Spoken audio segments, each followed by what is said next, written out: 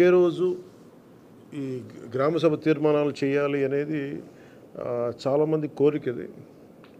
పంచాయతీరాజ్ వ్యవస్థలో గ్రామ పంచాయతీల నుండి జిల్లా పరిషత్ వరకు పటిష్టంగా ఉన్నప్పుడే నిజంగా మనం అనుకున్న అభివృద్ధి సాధించగలుగుతాం.